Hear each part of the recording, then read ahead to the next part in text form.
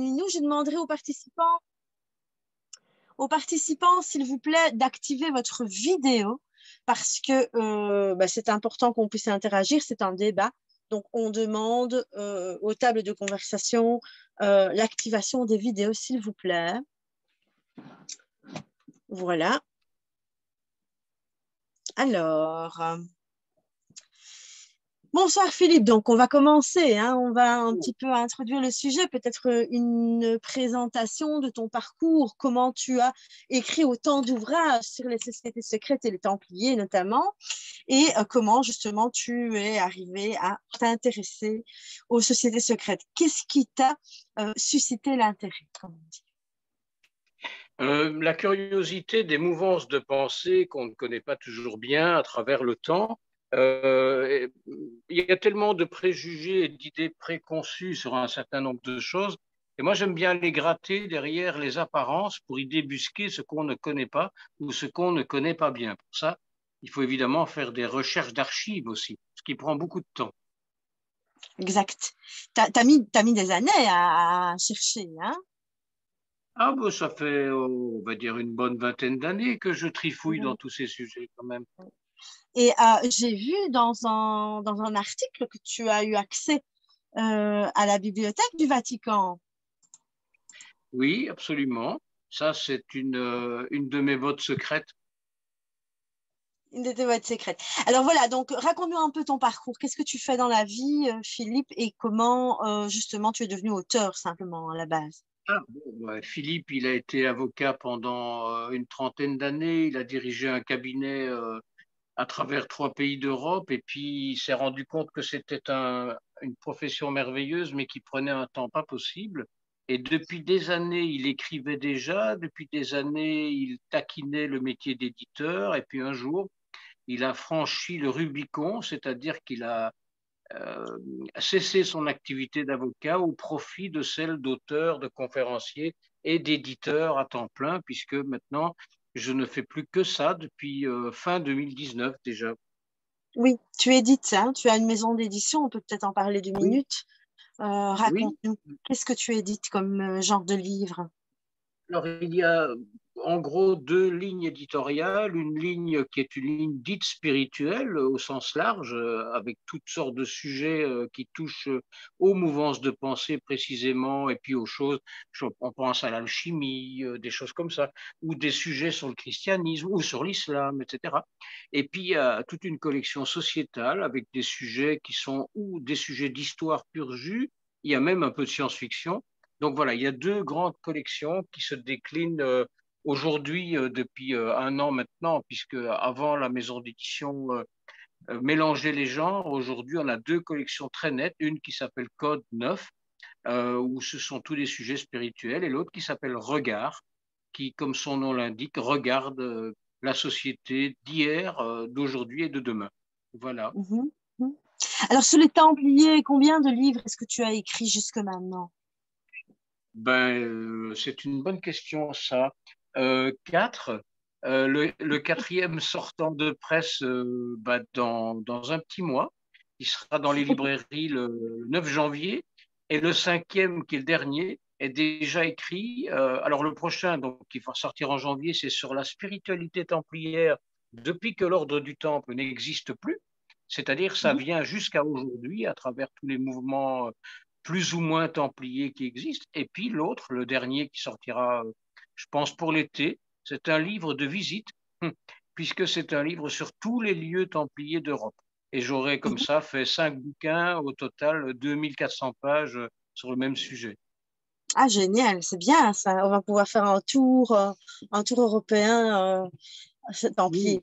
Alors, Euh, et puis surtout, si je peux me permettre, tout ça, ça fait beaucoup de pages, ça fait beaucoup de travail, mais ça fait surtout une petite centaine de pages de bibliographie pour tous ceux que j'invite à ne pas me croire quand j'écris.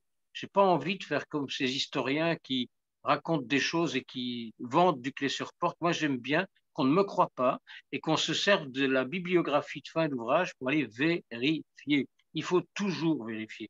Dans notre société d'aujourd'hui, c'est ce qui devrait la caractériser. Ok. Alors, est-ce que tu as un ouvrage pour nous montrer un peu tes livres? Est-ce que tu les as près de toi pour nous montrer les pochettes Euh, et nous parler peut-être un oui, peu de bah, ces là, 4 livres? oui, bah, je suis dans mon sanctuaire, donc je ne sais pas si on voit. Oui. Non, c'est pas celui-là. Le dernier qui est sorti, c'est celui-là. Je ne sais pas si on le voit Les bien. Templiers, oui, oui, oui. Voilà, Celui que j'ai. voilà, c'est sur le thème, c'était de focaliser sur ce qui était le plus mystérieux dans cet ordre chevaleresque qu'on ne connaît pas toujours bien, qu'on croit connaître. Mhm, Celui juste avant, bah, c'était celui-là. C'est un livre sur les 200 ans de vie de l'ordre du Temple, hein, mhm, où on ne mélange surtout pas les Templiers et les Croisés, et où on ne mélange surtout pas l'ordre du Temple avec les croisades, hein. mhm. Et puis le premier, donc je recule dans le temps, c'est celui-là où voilà, c'est une couverture où on voit absolument rien de Templier, c'est du sable, parce que je suis parti à la recherche des origines de l'ordre du Temple avant qu'il ne soit créé, c'est-à-dire qu'est-ce qui a Intéressant. fondé, qu'est-ce qui a servi de base à ce quelque chose qui est devenu une multinationale économique et spirituelle. Et le On prochain, va en bah, parler. évidemment, On va en parler de l'origine. On va en parler de l'origine. oui, voilà. Alors, juste avant d'introduire justement le sujet, c'est quand même bien de dire que tu n'as pas écrit que sur les Templiers, n'est-ce pas, Non. Philippe? Tu écris sur toutes les sociétés secrètes, comme par exemple l'Opus Dei, les Illuminati. Tu peux peut-être nous dire 2, 3 mots, nous montrer quelques livres, qu'on sache un petit peu les Oui, sujets que tu alors traites. je vais essayer, puisque j'ai Zoom sur le téléphone, je vais essayer de vous montrer ça. Voilà, les sociétés secrètes, il faut que j'aille dans ma bibliothèque. C'est un livre que voici, où j'ai fait un travail qui a plus été fait depuis 1945, à savoir de faire la liste détaillée du côté ésotérique et du côté initiatique des sociétés secrètes, mais de toutes les sociétés secrètes. C'est-à-dire que il y a celles auxquelles on pense en général, et puis il y a surtout celles qui ne sont pas secrètes, qui sont discrètes, et puis il y a celles qui ne sont même pas discrètes et qui sont à secret. Et puis bah, là-dedans, ça permet de globaliser tout. Mhm. L'anthroposophie, la théosophie, la scientologie, la franc-maçonnerie, les Templiers, les Rose-Croix, y compris des sociétés secrètes auxquelles on ne pense pas, comme certaines mafias, par exemple. Et là, c'est beaucoup moins drôle. Donc voilà, c'est un petit travail aussi. Alors, On peut le dire, je crois, hein, c'est public, donc on peut le dire. Tu es toi-même franc-maçon, Philippe, oui, et oui, tu oui, oui. exerces au sein de la franc-maçonnerie un poste assez haut, hein, assez élevé, comme on dit. Est-ce que tu peux nous en Oui. parler en 2, 3 mots? Bah, oui, il n'y a pas de tabou, il n'y a pas de secret. Je suis complètement transparent par rapport à ça. Ce qui m'a d'ailleurs permis, avant d'expliquer ce que j'y fais, d'écrire ça. C'est le dernier qui est paru où j'y parle de la réalité de la franc-maçonnerie, son influence, puisqu'on lui prête de l'influence, quelle est son histoire et puis quel est son avenir. Parce que parfois, je m'inquiète un peu pour cette franc-maçonnerie telle qu'elle fonctionne aujourd'hui. Alors, qu'est-ce que j'y fais? Eh bien, j'y ai exercé quelques fonctions. Je ne vais pas entrer dans le détail, ce serait un peu long. Mais aujourd'hui, on va dire que j'en pilote une bonne partie, voilà, pour faire court. Et on va dire aussi, mais enfin, ça c'est un peu prétentieux, que dans le circuit initiatique maçonnique, je suis arrivé au bout. Mais on n'est jamais au bout, puisque tout est un éternel recommencement. Donc, on va pas, voilà, je ne vais pas m'étendre sur ce sujet-là, sauf question qu'il y aurait, hein. Voilà, Voilà. non, Et mais ça, bon, c'est l'autre. ça explique quand même ton influence et ton savoir, ta connaissance en tout cas en la matière. Voilà, C'est une donc facette. on va retourner justement à cette origine, hein, à cette origine. Oui. Comment sont nés les Templiers, Philippe? Raconte-nous un petit peu. Alors, les Templiers, c'est une histoire assez intéressante parce que dans les livres d'histoire, on écrit en général et on s'est recopié les uns les autres pendant longtemps. On a écrit que les Templiers, c'était l'initiative de 9 personnes, dont Hugues de Pin, dont Geoffroy de Saint-Omer, dont quelques autres, 9 Templiers, 9 chevaliers, pardon, qui sont partis en Palestine et qui ont à un moment décidé de créer quelque chose en 1118 qui s'appellera l'Ordre des pauvres chevaliers du Christ et du Temple de Salomon. Cette histoire n'est pas la bonne. Et pourquoi je dis qu'elle n'est pas la bonne? Parce que sont d'ailleurs sont partis en reconnaissance en Palestine, d'abord Hugues de Pint et quelques autres, dont Hugues de Champagne, qui était son suzerain. Et puis, ils sont allés pendant un certain nombre d'années dans cette contrée lointaine. Pourquoi? Pour deux raisons simples, dont on ne parle jamais. Primo, la curiosité, puisque à l'époque, en Occident, on craignait ce qui se passait en Orient et dont on entendait parler, au Moyen-Orient, c'est-à-dire cette vague de domination des Ottomans, des Turcs seldjoukides, qui aurait empêché les pèlerins d'aller jusque-là, d'accéder aux lieux saints et qui n'aurait pas permis aux chrétiens occidentaux de pratiquer leur religion. C'était tout faux. Mais ça a vécu pendant des centaines d'années, cette légende, et encore aujourd'hui, on parle des Templiers comme s'ils avaient été là, comme s'ils avaient vu le jour pour protéger les lieux saints et pour protéger les routes des pèlerinages. Alors, juste pour dire quelque chose pour lequel on ne me croirait pas, et j'invite tout le monde à ne pas me croire, il faut imaginer ce que ça peut représenter euh, une poignée de Templiers pour surveiller des milliers de kilomètres de routes de pèlerinage. Ça ne tient pas la route. Il faut aussi imaginer que les Templiers, l'ordre des pauvres chevaliers du Christ, voit le jour en 1118, mais que les lieux saints sont libérés depuis 1099, depuis la fin de la première croisade. Donc là non plus, ça ne tient pas la route. Mais bon, on aime se recopier les uns les autres. Et il a fallu deux ou trois auteurs, dont Barbara Frel, qui est une Italienne, qui elle aussi a accès aux archives dont on parlait tout à l'heure, pour essayer de corriger ce tir et de faire en sorte qu'on connaisse un peu mieux les Templiers sous un angle où on ne les attend pas. Alors, tu as parlé justement tout à l'heure du temple de Salomon. Est-ce que tu peux peut-être expliquer qu'est-ce que le temple de Salomon et qui est Salomon, hein, pour orienter un petit Oui, peu? d'accord. Alors, dans la légende de l'histoire hébraïque, dans les années 500 et quelques, ce premier temple de Salomon va être détruit par un certain Nabuchodonosor. C'était quoi le temple de Salomon à l'époque? C'était la maison de Dieu, mais Dieu, en hébreu, ça ne s'appelait pas comme ça, c'était Yahvé. Donc c'était la demeure du Seigneur au sens où le judaïsme le conçoit à l'époque. Et donc, Nabuchodonosor va détruire ce temple, et puis ce temple va à nouveau être détruit après avoir été plus ou moins reconstruit. Il va être détruit en l'an 70 de notre ère par Titus, euh, qui ne va pas supporter que les Juifs possèdent quelque chose qui ne soit pas conforme à ce que l'Empire romain à l'époque véhicule. Et puis, personne ne va se préoccuper de ce temple de Salomon qui va devenir une ruine. Mais quand je dis personne ne va s'en occuper, il est situé sur les hauteurs de Jérusalem, à côté de l'esplanade des mosquées, etc. Aujourd'hui, il ne reste plus qu'un mur du temple de Salomon qu'on appelle le mur des lamentations. Et lorsque les Templiers vont être hébergés dans les écuries de l'ancien temple de Salomon, parce qu'il en reste il y a 1000 ans, eh bien, ils vont prendre comme nom celui que j'ai dit tout à l'heure, l'ordre des pauvres chevaliers du Christ et du temple de Salomon. C'est pour ça cette appellation et pas pour autre chose. Mhm. Et Salomon, c'était qui? Alors Salomon, dans la mythologie et dans la légende hébraïque, c'est un grand roi.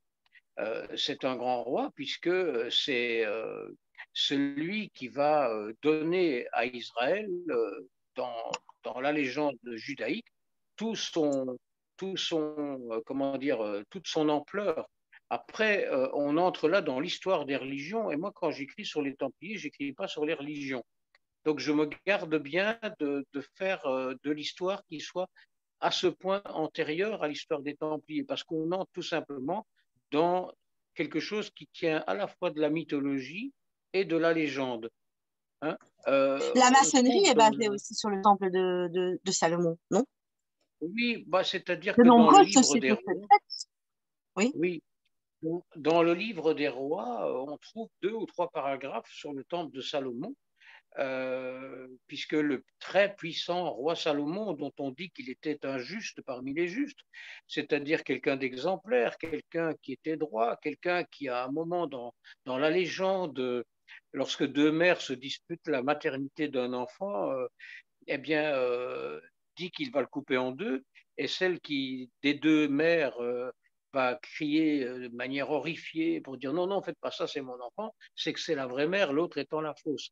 Donc Salomon a cette réputation d'être un roi juste, mais il y a quand même quelque chose à raconter qui est assez amusant, puisque tu me fais parler sur le sujet, c'est que Salomon, à un moment de sa vie, eh ben, il va vouloir se marier. Se marier avec qui? Avec Balkis. Balkis, c'est la reine d'Éthiopie.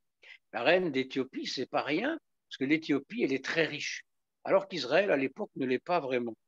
Et Salomon va essayer de séduire Balkis, mais Balkis va être séduite par quelqu'un d'autre. Elle va être séduite par un architecte qui s'appelle Hiram, qui est celui qui a construit le temple de Salomon dans l'histoire hébraïque. Alors, ça, c'est une autre histoire, parce qu'évidemment, il faut savoir que pour le judaïsme, celui qui avait les plans du temple de Salomon, c'est pas Hiram, c'est le roi. Et donc, Hiram va mettre en œuvre des plans qui ne lui appartiennent pas, et ça va donner naissance à toute une légende, puisque Hiram va être assassiné, dit-on, mais ça c'est la maçonnerie qui l'a inventé, ça ne se trouve pas dans la Bible. Salomon va être assassiné par 3 mauvais compagnons qui voudraient le mot de maître, pourquoi? Pour avoir le salaire de maître, parce qu'à l'époque, il y a plusieurs catégories de travailleurs parmi les 60 000 du chantier du temple de Salomon, et Hiram va mourir assassiné. Ça va nourrir une légende maçonnique qui est que devant les mauvais compagnons que l'on peut avoir autour de soi ou en nous, qui peuvent être par exemple l'ignorance, le fanatisme et l'ambition, on peut trouver en soi la capacité de résister et de mourir non pas pour des idées, mais pour l'honneur et la dignité de ne pas céder devant la pression, l'oppression ou la dictature. Ça reste complètement d'actualité d'ailleurs. tout à fait. Tout à fait. Alors, revenons aux Templiers. Donc, raconte-nous. Tu es donc dans l'ancienne Jérusalem et qu'est-ce qui se passe là-bas? Mais il se passe que les lieux saints, comme on dit aujourd'hui, sont complètement abandonnés, plus personne ne s'en occupe. Le dernier qui va un petit peu réparer les lieux est un calife. Et puis il se passe aussi que aux environs de l'an 1000, euh, l'islam prend pied dans toute la péninsule arabique et notamment installe un de ses lieux saints, mais au même endroit que le judaïsme. Et ça va pas bien aller, parce qu'on connaît les 2 autres lieux saints de l'islam, la Mecque et Médine. On oublie d'ailleurs que Médine ne s'appelait pas comme ça au début, cette ville s'appelait Yatrib. Yatrib était une ville juive. Et Mahomet, que ça plaise ou non aux théologiens, que ça plaise ou non aux historiens, Mahomet va faire égorger tout le monde à Yatrib et va rebaptiser cette ville Médine. Bon, donc l'islam grandit, les lieux saints s'installent en concurrence à Jérusalem et ça ne va pas bien se passer. Mais quand je dis que ça ne va pas bien se passer, globalement, les Sarrasins vont accepter que les dhimmis, on les appelle comme ça, les dhimmis, c'est-à-dire on n'appelle pas ça des infidèles, ceux qui ne sont pas mahométans ou musulmans, dirait-on aujourd'hui, on ne leur veut pas de mal, on leur fait simplement payer une taxe pour avoir le droit de pratiquer leur religion. Il n'y a rien de choquant à cette époque-là à faire ça. Mais tout le monde est libre de pratiquer sa religion. Il n'y a pas d'ailleurs que les juifs, il y a les chrétiens, il y en a d'autres, il y a les zoroastriens, donc on n'en parle jamais de cela. Enfin, il y a d'autres religions qui se pratiquent au Moyen-Orient on paye une taxe et on pratique sa religion. Mais avec les Turcs Seldjouki, dans 1071, il y a un petit quelque chose qui va changer, c'est qu'ils vont être un peu moins tolérants. Un peu moins tolérants. Et donc, ça va servir d'excuse à Urbain II, qui est le pape qui, en 1095, va appeler à la première croisade. Ça va servir d'excuse à Urbain II, qui va dire, bah, écoutez, ça ne va pas trop, là, ce qui se passe au Moyen-Orient. Nos chrétiens occidentaux ne sont pas libres de pratiquer leur religion. On les assassine, on leur interdit de vivre leur foi. Il faut que l'on vole au secours de nos frères chrétiens d'Orient. Tout ça, c'est une opération de com qui a bien fonctionné, mais ce n'était pas la vérité. Et donc, cette vérité-là, que je ne suis pas tout seul, heureusement, sinon on pourrait douter, j'essaye de rétablir dans mes livres, à savoir que la vraie vérité du pourquoi de la première croisade, à laquelle n'ont pas participé les Templiers qui n'existaient pas, eh bien, le pourquoi de la première croisade, c'était de relancer l'économie européenne, de permettre l'extension de l'Europe qui avait pour ambition à ce moment-là, mais on ne le dit jamais, de redevenir un peu ce qu'était l'Empire romain avant qu'il ne soit disloqué en Empire romain d'Orient et d'Occident. Bref, de reconquérir une Jérusalem en Palestine qui était une Jérusalem qui faisait partie de l'esprit de la Grande Europe. Et là, pour le coup, ce qui gênait, c'était les Sarrasins.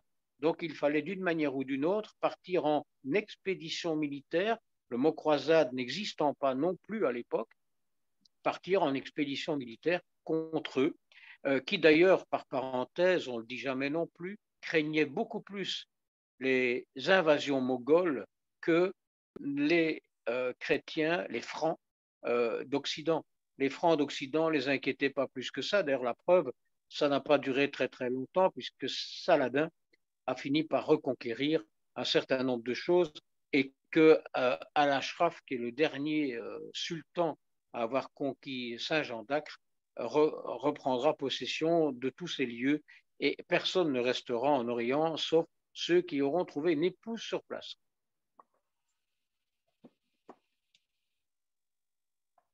Est-ce que vous avez des questions jusque-là? Anne-Cécile, est-ce que tu veux intervenir? Est-ce que tu connaissais cette histoire? Je connaissais pas, je connais ce que dit un peu Wikipédia, c'est-à-dire les Templiers gardiens des chemins de pèlerinage, quoi. Mais je connaissais pas, apparemment, on n'est pas encore rentré dans le détail, mais je connaissais pas cette histoire, quoi. Après, je savais que les croisades, c'était un peu une opération de communication, effectivement, que c'était pas, c'était pour reconquérir l'Orient. C'est une opération économique et politique. Tout à fait. Marilyn, vous êtes deux. Est-ce que vous avez des questions à poser à Philippe avant de continuer? Moi, non, je l'écoute. N'hésitez pas à poser vos questions. Merci. Non, moi non plus à ce stade, je n'ai pas de questions, mais j'ai beaucoup de plaisir à écouter et à apprendre donc une autre version. Voilà, Jim, tu as une question?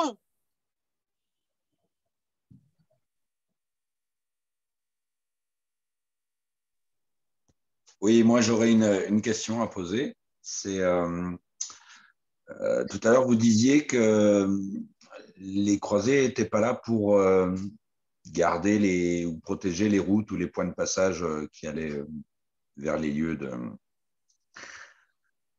guerre sainte, entre guillemets, on peut appeler ça comme ça.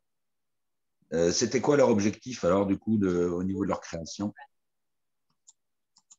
Alors voilà, je viens de réussir quelque chose, cette fois-ci c'est de l'ordinateur. J'espère que vous m'entendez.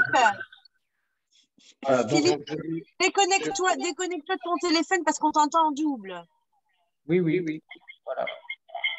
C'est fait. En principe, c'est bon là.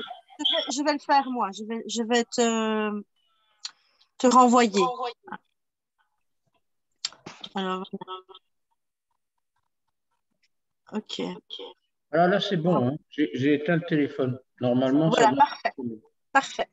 Vous Alors, devriez peut-être même m'entendre avec un écho que je ne souhaite pas.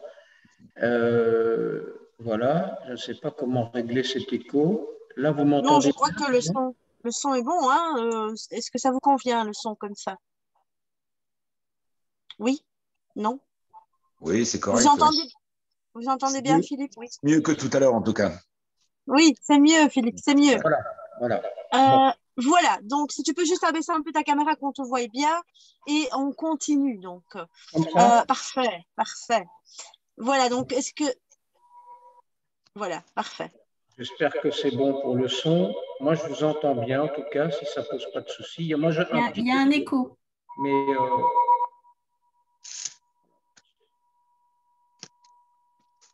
là, c'est bon, vous m'entendez bien, c'est parfait.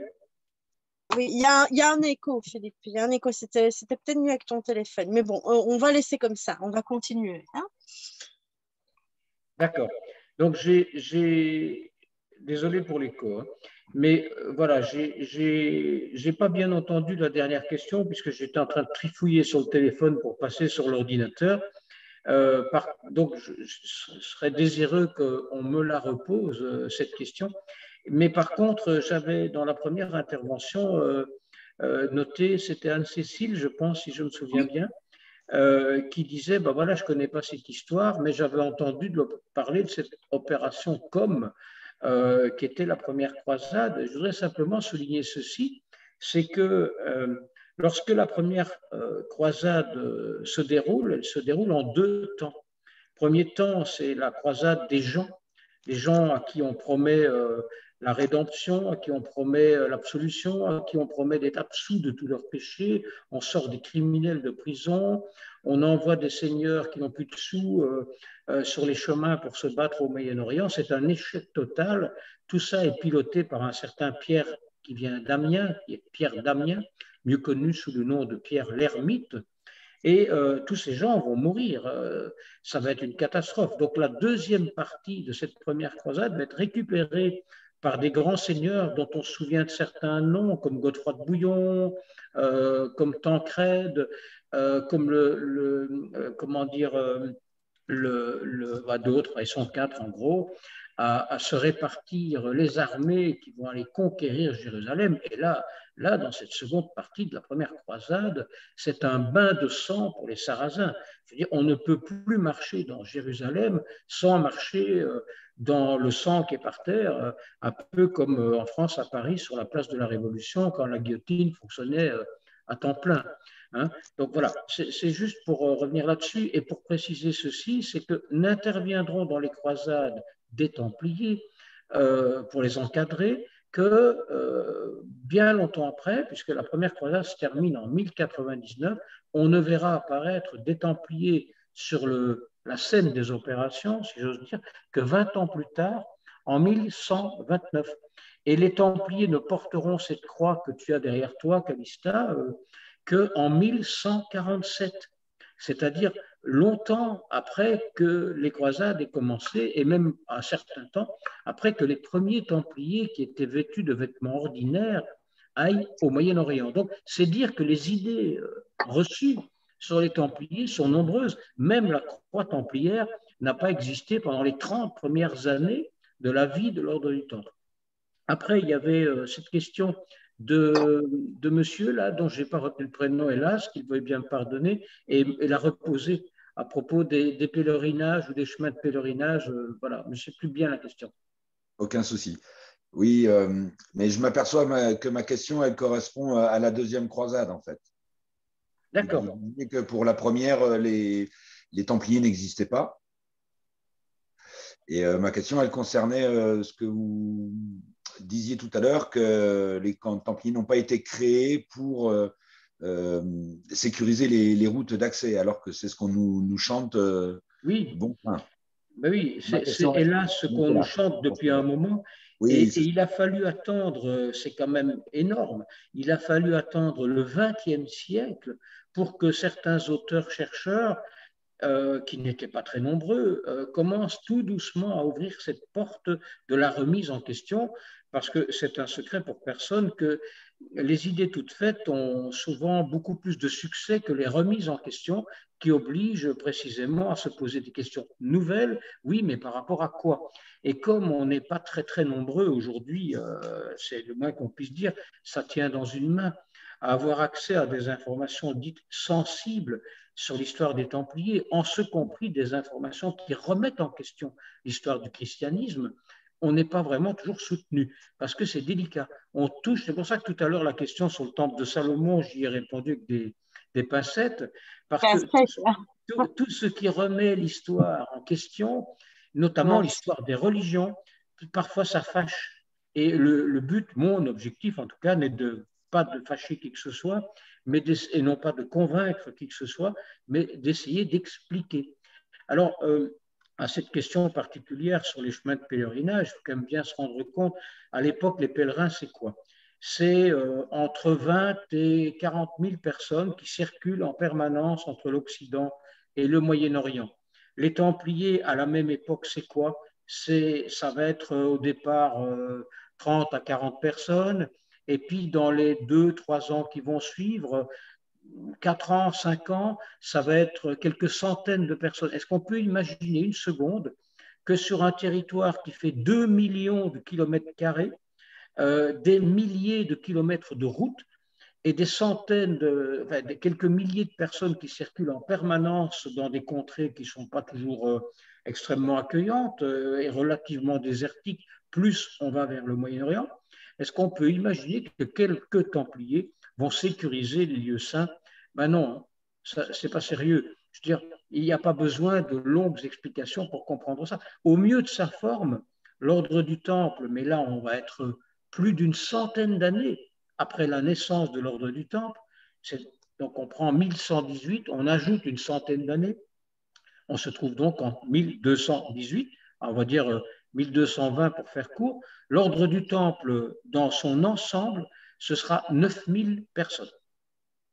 Pardon, 30 000 personnes, j'ai des bêtises, 30 000 personnes réparties dans à peu près 9000 commanderies dans toute l'Europe, qui va jusqu'à la Hongrie, la Pologne, le nord de l'Afrique, l'Angleterre, jusqu'à lécher les régions nordiques qui sont encore vikings. C'est immense.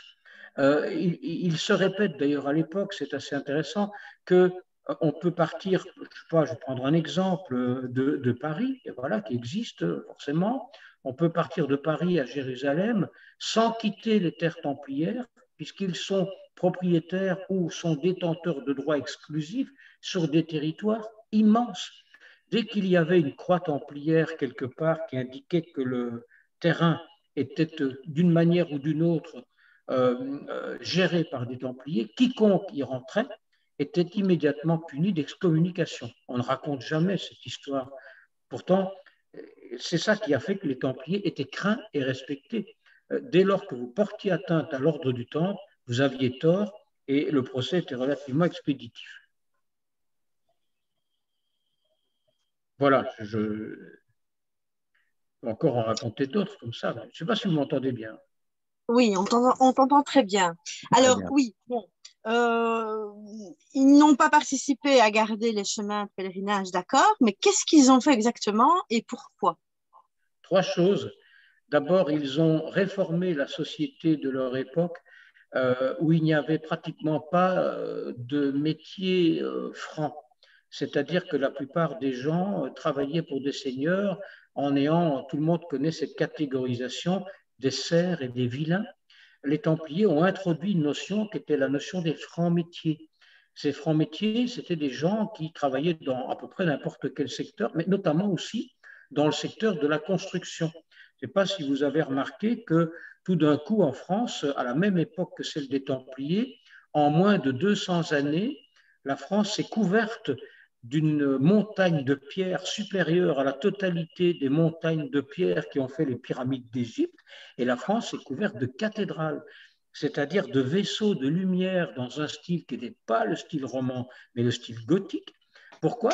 Parce que les Templiers ont aidé au financement de ce qu'on appelait des loges à l'époque, des loges de chantier, de compagnons bâtisseurs, que ce soit découvreurs, ou que ce soit des personnes qui travaillaient le verre, etc. Donc toute cette époque a été une époque de réforme sociale profonde qui ont donné aux gens des droits qu'ils n'avaient pas. Ça, c'est le point 1. Le point 2, parce qu'il y en a 3, le point 2, c'est que les Templiers ont créé un système supra-étatique qui a à un moment déplu, hein, c'est pour ça que, entre autres, ça n'a pas duré, plus de 200 ans. Ils ont créé un système supra-étatique de gestion efficace, bancaire, économique et de gestion du patrimoine des États. Le roi de France confiait son trésor aux Templiers, le roi d'Angleterre aussi, un certain nombre de seigneurs riches et puissants confiaient aux Templiers la gestion de leurs avoirs, et c'était fructueux. Et les gens normaux, je veux dire, pas les gens qui étaient des monarques, mais les gens qui voyageaient, qui faisaient du commerce, ils trouvaient leur compte parce que les Templiers n'ont pas inventé la lettre de change, mais ils ont mis à jour un système qui permettait de prendre un moyen de transport de l'époque, c'est-à-dire essentiellement le cheval, pour partir, je ne sais pas moi, de la côte normande pour aller en Hongrie, en déposant ses sous au départ, pour les récupérer à l'arrivée, moins une petite commission, bien sûr.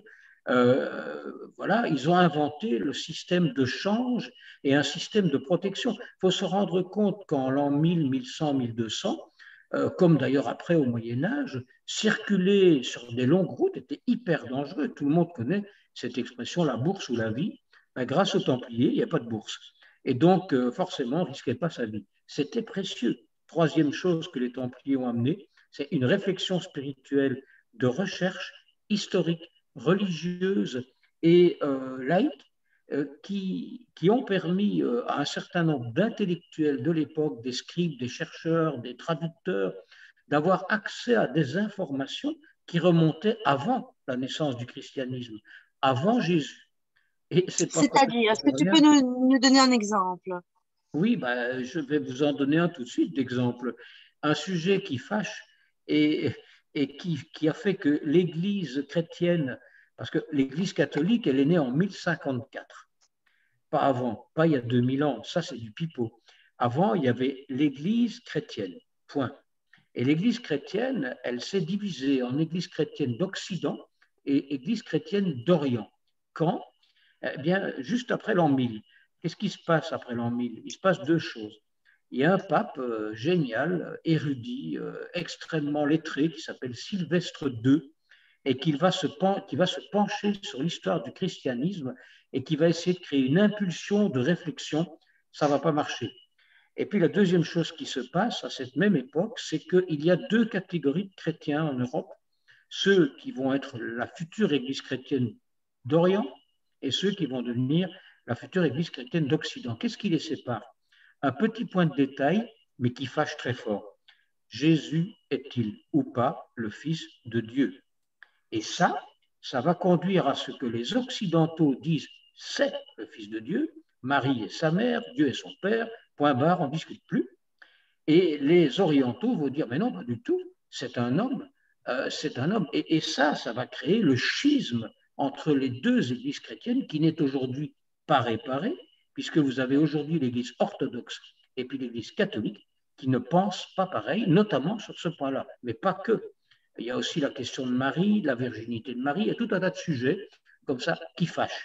Et les Templiers, puisque c'est d'eux qu'on parle quand même un petit peu, les Templiers vont parvenir à une approche de tout ça qui est très, très œcuménique, qui est très, très transreligieuse, qui est au-delà des clivages. Et ils vont même créer des ponts extraordinaires avec les chiites, qu'aujourd'hui on décrit comme étant des musulmans pas fréquentables, ce qui est complètement faux. Les chiites, simplement, n'ont pas de clergé. Tandis que les sunnites, qui sont la majorité de l'islam, ont un clergé. Bon, les Templiers s'entendaient bien avec tout le monde, s'entendaient en particulier bien avec une petite communauté intéressante qui a traversé les âges, puisqu'on en fait aujourd'hui des jeux vidéo. C'est les assassins, les Achichines, donc qui vivaient dans le nord de la Perse et qui avaient sur le mont Alamout, et pas que là, des forteresses. Les Achichines étaient des gens qui fonctionnaient un peu comme les Templiers. de manière initiatique. D'ailleurs, ils étaient habillés pareil, de blanc avec une ceinture rouge. On oublie souvent la petite ceinture rouge des Templiers, qu'on ne retrouve pas d'ailleurs dans un certain nombre de livres. Enfin bref, voilà. Donc, les Templiers vont s'entendre bien avec tout le monde, vont jeter des ponts et créer des liens avec tout le monde. Et ça va être une des raisons qui va causer leur perte. Et je peux en reparler tout à l'heure. Mhm. Oui, parce qu'on se demande comment est-ce que justement un tel mouvement est arrivé à se perdre. D'ailleurs, est-ce qu'ils sont totalement perdus? Est-ce qu'il ne reste pas encore des Templiers quelque part, Philippe? Beaucoup de gens se posent la question. Aujourd'hui? Oui. Alors, bon, aujourd'hui, la réponse est en 2 points. Primo, l'ordre du Temple est tué en 1312 par une bulle papale qui s'appelle la bulle Vox in Excelso, qu'on doit à Clément V. Il y a une deuxième bulle d'ailleurs qui est la bulle Ad Providam de la même année, dans laquelle il transfère tous les biens et les possessions immobilières des Templiers aux hospitaliers, devenus aujourd'hui l'ordre catholique de Malte. Bon, mais alors, effectivement, après 1312, si l'ordre du Temple est suspendu et s'il est fait interdiction à quiconque de porter la croix templière, de se revendiquer, de faire partie de l'ordre du Temple ou de le reconstituer sous peine d'excommunication, ça c'est la bulle Vox in Excelso, qui n'est pas d'ailleurs abrogée, donc elle est toujours d'application. Donc aujourd'hui, on ne peut plus se prétendre templier, puisqu'on serait excommunié, comme d'ailleurs les francs-maçons sont excommuniés de l'être. Mais néanmoins, à travers les centaines d'années, les mouvances templières et les résurgences templières ont continué d'exister. Et donc, une bonne idée, un état d'esprit, ça ne se tue pas, ça survit. Et donc, si on met fin à la structure, on ne peut pas pour autant mettre fin aux idées. La preuve, aujourd'hui, qu'est-ce qui nous reste quand on est détenu derrière des barreaux? Il nous reste la liberté de penser. Et ça, c'est quelque chose qu'on ne peut pas nous prendre. Eh bien, l'état d'esprit de Templier, c'est pareil. Après des centaines d'années, il existe aujourd'hui sur cette petite planète bleue perdue dans l'univers un certain nombre de personnes, et ça représente quand même des milliers de personnes, qui se revendiquent de l'ordre du Temple, mais qui officiellement ne sont pas reconnus par le Vatican. Pourquoi? Parce qu'il y en a tout simplement trop et qu'ils sont différents les uns des autres. Certains sont plus à vouloir frapper sur les Sarrasins, encore aujourd'hui. D'autres considèrent que les Templiers, c'était jeter des ponts envers tout le monde. D'autres considèrent que les Templiers, c'est une sorte d'excroissance de l'Église catholique. D'autres considèrent que les Templiers, c'est un peu des francs-maçons. Bref, ces différences-là font que Rome, le Vatican, la Curie, ne prend pas parti, ne tranche pas, ne reconnaît donc aucun ordre templier moderne comme étant un ordre, mais simplement des organisations, des associations, des mouvances. Et donc voilà, si je réponds à la question, je suis obligé d'être complet. Et alors, bon, on m'a posé tout à l'heure justement une question concernant les Templiers et leur recherche du Saint Graal. Est-ce que tu peux nous expliquer? Oui. Alors, bon, il y a des choses à distinguer. Le Saint Graal, qui est une contraction moyenâgeuse de quelque chose qui a été traduit par un auteur américain qui a failli ne pas se faire éditer, mais qui a trouvé une éditrice en France qui a fini par lui permettre de publier un livre très connu. Le Saint Graal, c'est quelque chose qui donne lieu aussi à un clivage.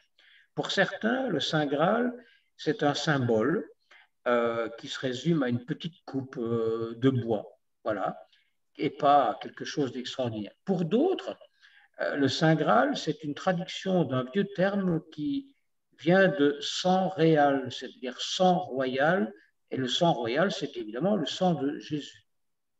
Et le sang royal, si c'est le sang de Jésus, il a forcément été amené quelque part par quelqu'un. Et donc, ça nous renvoie à une autre légende qui touche à l'histoire et qui était passionnante, c'est l'histoire de Marie-Madeleine.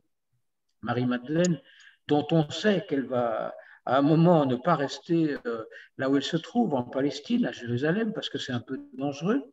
Cette Marie-Madeleine, à nouveau un clivage entre ceux qui disent oui, bon, c'est une prostituée qui lavait les pieds du Christ et puis point barre, il n'y a rien d'autre à dire, et puis ceux qui considèrent que non, non, c'était un apôtre au même titre que les autres. D'ailleurs, la proximité, ça fait partie d'un des sujets que j'ai étudié, ça, la proximité de Jésus par rapport à Marie-Madeleine ne fait aucun doute. Et à l'époque de Jésus, il était même interdit et mal vu par le Sanhédrin de ne pas être marié, de ne pas avoir une femme. Donc pourquoi Jésus n'aurait-il pas eu une femme comme les autres? Cette Marie-Madeleine était proche de lui, et puis à un moment, elle disparaît. On croit retrouver sa trace où ça? Ben, en France, à Sainte-Marie de la Mer, et puis où ça?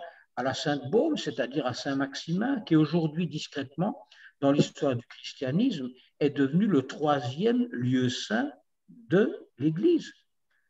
Après Jérusalem et après Saint-Pierre de Rome, Saint-Maximin, qui est le tombeau de Marie-Madeleine, est devenu le 3e lieu saint. Et on n'en parle pas souvent. Donc, tout ça pour revenir à une question que j'ai oubliée d'ailleurs, à le Saint Graal. Le Saint Voilà, Graal. évidemment, il y a des convergences entre ce qu'ont appris les Templiers et ce Saint Graal qui a fait l'objet de certains écrits qu'on connaît bien, et où on mélange un petit peu tout. Parfois, j'ai un peu l'impression qu'on mélange les choses pour brouiller les pistes, mais ça, c'est une autre histoire, et ça ne relève que de mon sentiment personnel. Tout à fait. Bon, moi qui suis experte en symbolique tarologique, évidemment, Marie-Madeleine, je l'étudie beaucoup aussi. Et je crois que, un petit peu comme toi, il y a de nombreuses correspondances dans son histoire et la mouvance de tous ces mouvements-là, enfin, l'introduction de tous ces mouvements-là en Europe lorsque justement elle est arrivée ici, hein, parce que toutes les cathédrales ont poussé justement les Notre-Dame, les Nostradamus, la Dame Marie-Madeleine, et donc il y a beaucoup de correspondances qui sont super passionnantes et super intéressantes évidemment, mais c'est pas le sujet. Retournons aux Templiers, Philippe. Donc, ils ont développé un petit peu l'économie. Et comment est-ce que, justement, étant donné qu'ils ont apporté beaucoup d'avantages à la société à l'époque, comment est-ce qu'ils se sont retrouvés à s'exténuer comme ça, à mourir? Alors, ma bonne dame, je vous répondrai d'une manière toute simple, la jalousie. La jalousie.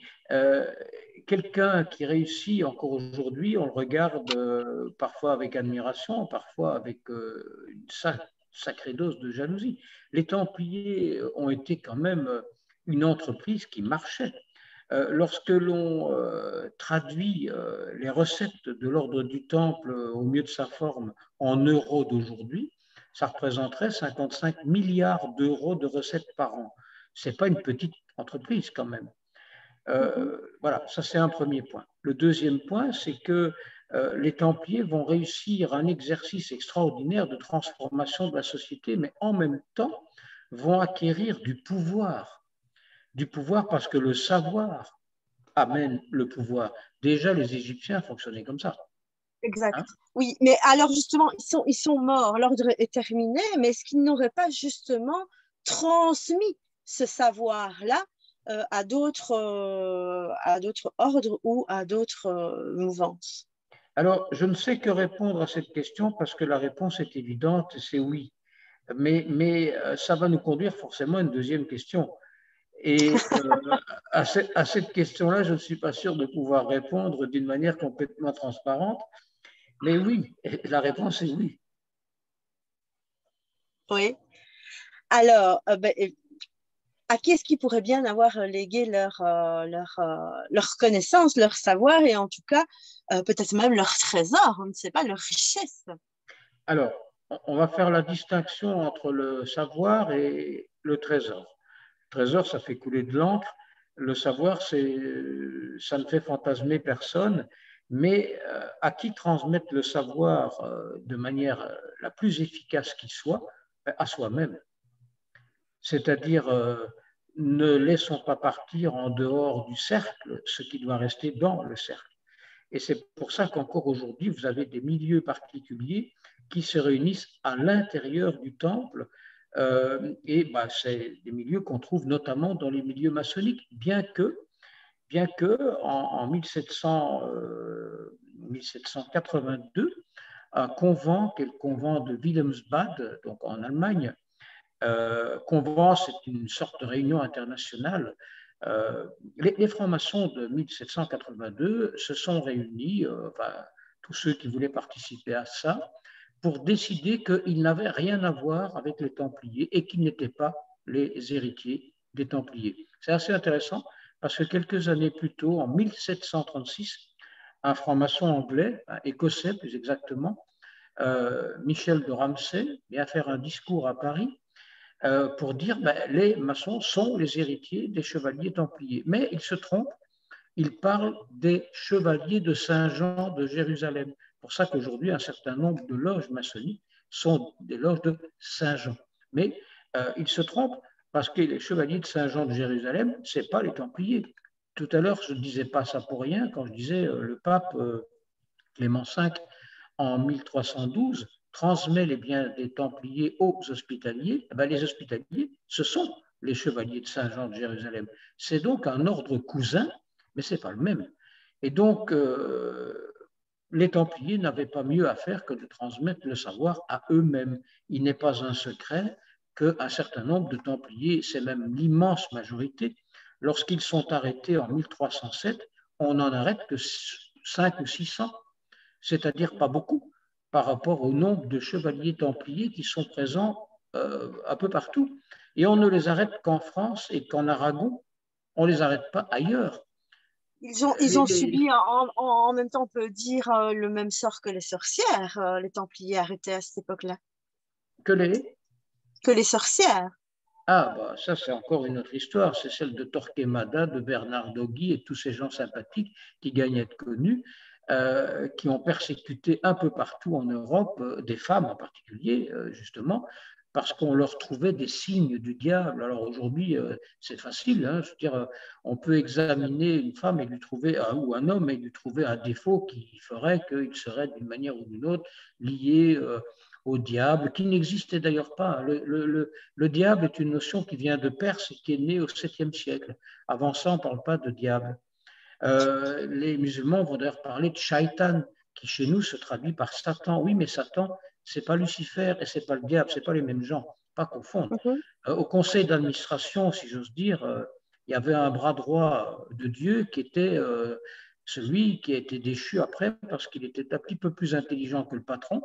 Et c'est Lucifer, c'est celui qui va devenir un ange déchu. Pas la même chose que Satan, parce que Satan inverse les valeurs de la religion et les valeurs de la morale. C'est d'ailleurs pour ça que les anti-maçons ont beaucoup apprécié faire circuler des idées faisant croire que les maçons étaient des satanistes, parce qu'évidemment, c'est tentant de faire croire qu'ils sont opposés à l'Église, ce qui n'est pas le cas, puisque 95% des maçons dans le monde croient en Dieu. Alors oui, non, moi j'expliquais en fait que les Templiers qui ont été en partie arrêtés ont fini comme les sorcières, dans le sens où on les a brûlés au bûcher en majeure partie. Pas tant que ça, si j'ose dire. Enfin, c'est épouvantable ce que je raconte, mais on a brûlé des Templiers dans 2 ou 3 endroits en France, mais le gros paquet, si j'ose dire, a été exécuté à Paris avant 1314, hein, puisque c'est Enguerrand de Marigny qui, pour faire plaisir au roi, a cru intéressant d'en exécuter 80 ou 90 à Paris. Et puis, les derniers qui ont été exécutés, on sait où ça se passe, c'est sur l'île Saint-Louis, mais sur un territoire de l'île Saint-Louis qui appartient aux ermites et qui n'est pas donc un territoire du royaume de France. Et le public se trouve à 200 mètres de l'exécution. Donc les paroles prononcées par Jacques de Molay, qui sont reprises en gros dans Les Rois maudits de Maurice Druon, hein, dans les années 50, qui ont donné lieu à des films, etc., sont des paroles inexactes. Les vraies paroles prononcées par Jacques de Molay, elles se trouvent dans les minutes du procès fait par le roi de France et Guillaume de Nogaret, qui d'ailleurs est mort 1 an avant Jacques de Molay, Ce qui fait que la prophétie de Jacques de Molay qui dit « Je vous enjoins à comparaître, vous, Pape Clément, vous, Philippe le Bel, vous, Guillaume de Nogaret, etc., devant le tribunal de Dieu, etc., pour y répondre de vos fautes, etc. » Tout ça, c'est faux. Il n'a jamais dit ça, ce pauvre homme. Et on peut faire confiance à un des deux notateurs, si j'ose dire, à un des deux scribes du jour, qui était Bernard d'Augy, l'inquisiteur de Limoges, qui est d'ailleurs enterré à Limoges. On peut aller voir, pour ceux qui veulent voyager, sa sépulture, l'église de Limoges. Bernard d'Augy a scrupuleusement noté les paroles de Jacques de Molay, qui n'a pas dit ça. Mais enfin, bon, ce n'est pas très important, sauf que là aussi, ça alimente des idées préconçues. Et c'est vrai, Calista, ce que tu disais, les Templiers, ou bien ils se sont échappés, pour une grande partie d'entre eux, ou ils ont été recyclés, si j'ose dire, récupérés dans d'autres ordres, comme l'ordre du Christ, l'ordre de Montesa, l'ordre de Calatrava, ou chez les hospitaliers. Et puis, il y en a quelques-uns qui ont péri, évidemment, dans les geôles du roi de France. Tous ceux qui ont été arrêtés, sauf 2 ou 3, tous ceux qui ont été arrêtés sont morts. Si pas sur le bûcher, ça c'est une minorité, pour la plupart sont morts croupis dans les geôles royales. Voilà. C'est long, hein, mais bon. Oui, mais non, c'est l'histoire. Est-ce que vous avez des questions? Est-ce que vous voulez intervenir? Pascal Leblanc, est-ce que tu veux intervenir? Parce qu'on ne te voit pas, mais est-ce que tu peux parler? Pascal Leblanc? Oui, alors oui, j'ai des problèmes avec ma caméra depuis tout à l'heure. J'essaie de régler le problème, mais je n'arrive pas à afficher la caméra. Oui, bon, on parlait tout à l'heure justement du dogme un petit peu des Templiers, dogme qui finalement semblait assez ouvert, hein, puisque c'était un ordre catholique, mais finalement qui s'était ouvert aussi à d'autres religions, si j'ai bien compris. Hein. Est-ce que le procès en hérésie qui a été mené par Philippe le Bel, est-ce qu'il y avait des preuves qui pourraient aller dans ce sens-là? Est-ce que c'était juste un opportunisme de Philippe le Bel de récupérer le trésor des Templiers, ou est-ce que quelque part il y avait aussi dans le procès des éléments qui étaient fondés? D'accord. Alors, le procès des Templiers qui commence en vrai à grenouiller et à se construire déjà en 1305, lorsque les Templiers sont trahis par Guillaume de Nogaret, qui est un ancien cathare, qui a fait partie des Templiers. J'ai retrouvé son sceau, d'ailleurs, il est dans un de mes livres, et qui ont été trahis par un autre, qui est un monsieur de Limoges, qui s'appelle Esquieu de Florian. Tout ça va grenouiller pour aboutir à leur arrestation spectaculaire en 1307. En 2 temps, d'ailleurs, c'est une opération de police extraordinaire, puisque le 17 septembre 1307, les baillis et les sénéchaux de France ouvrent des lettres qui leur disent ce qu'ils devront faire un mois plus tard, le 13 octobre, c'est-à-dire arrêter les Templiers. Et ils doivent ouvrir dans ces lettres qu'ils ouvrent le 13 septembre, on leur dit qu'ils devront ouvrir l'autre partie de la lettre le 13 octobre à une heure précise, à minuit. Et c'est pour ça que d'ailleurs, dans un certain nombre de milieux initiatiques aujourd'hui, les travaux s'arrêtent à minuit, de manière symbolique, à la mémoire des Templiers. Alors, dans les chefs d'accusation qui sont retenus pour poursuivre les Templiers, il y a 127 chefs d'accusation. Ce n'est pas rien.